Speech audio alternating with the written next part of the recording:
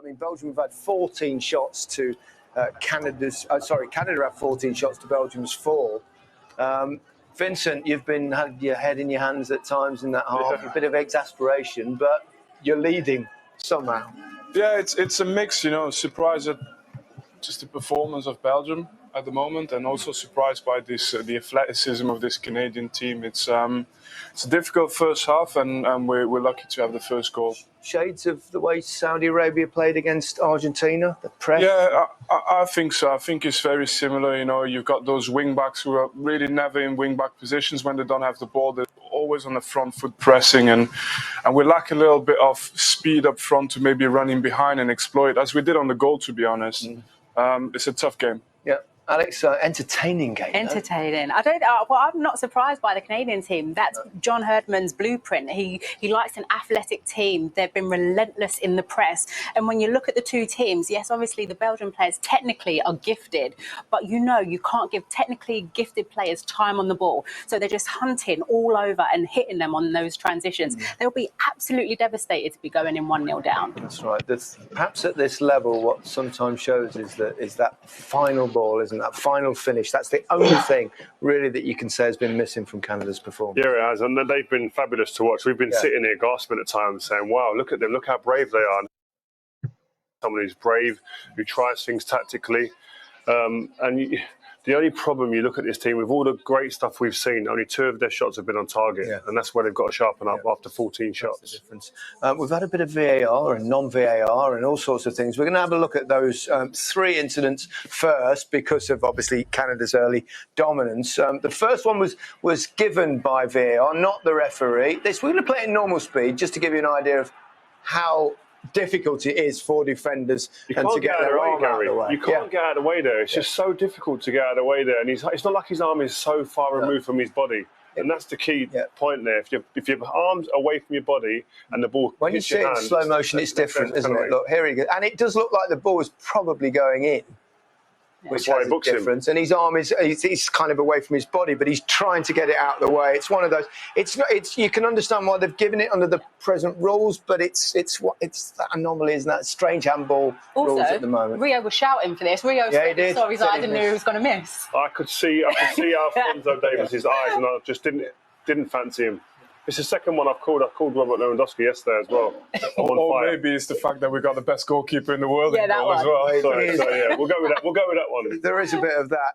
Just ask you. I mean, you're all defenders, and you're not playing now how it is now, and you are managing, Vincent. Do you tell your players how to defend now in terms of keeping your arms out of the way? Is it? Yeah, I don't like the arms behind the back type of defense. No. I think you need to use your arm for balance, turning, and you need to stay mobile in the box. I don't like these type of penalties, if I'm honest. No, the rules. That one as a fullback, I used to, towards the end of my playing career, it was to stop the crosses. I didn't want my arms out. But that one we've just seen, there's no way that you can even have time to get your arms behind when you do that, your elbows come out. It's really difficult, isn't it? I like that, Gary. Rio, what would you have done? You can't. It's not natural. That isn't natural to do that. You can't move, as Vincent said. How are you going to move like that? It's a bit unfair on defenders, the current rule as they stand. Let's clear up the non-penalty, because obviously the linesman, or the referee's assistant, got it wrong because it was a back pass, so therefore he wasn't offside. That was the mistake. But there was a possible shout for a foul.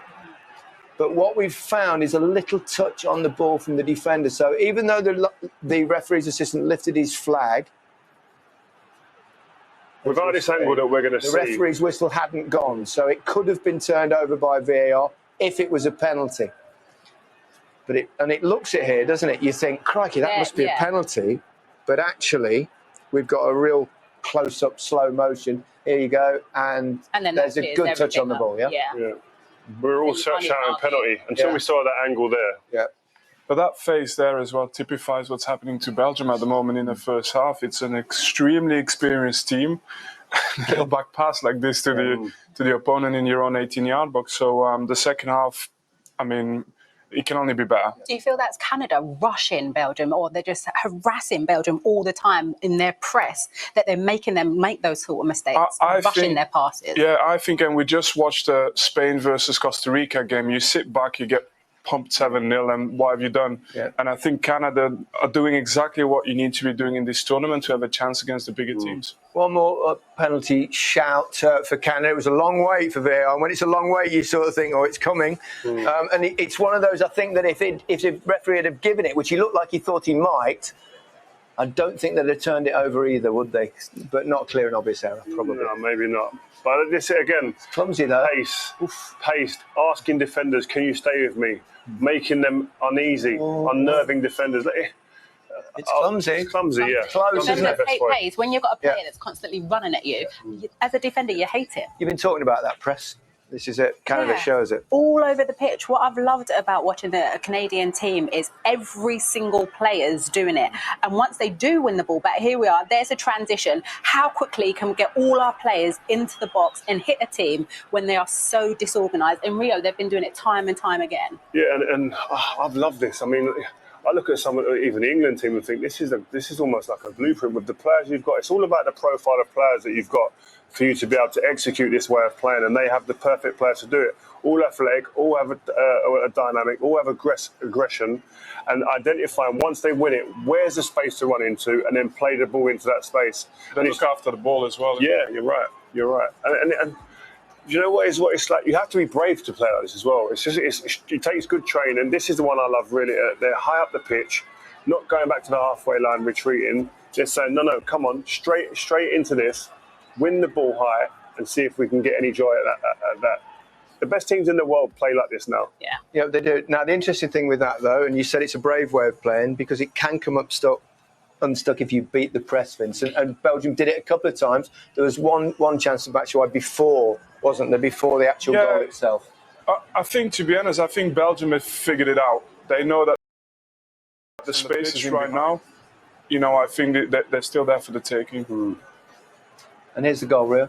Yeah, I mean, it's a wonderful finish, but it's a straight ball. As a defender, you can't get beat like that. You shouldn't get beat. I mean, Vittoria there, I think his positioning there was very bad. He goes forward, he's too high, but it's all about the finish. Yeah, but the interesting one on this image is Kevin De Bruyne is actually rolled out. He's on the side of his defenders, and that makes the pressing of Canada more difficult, which gives space to the defenders to then play a clean pass to the forward.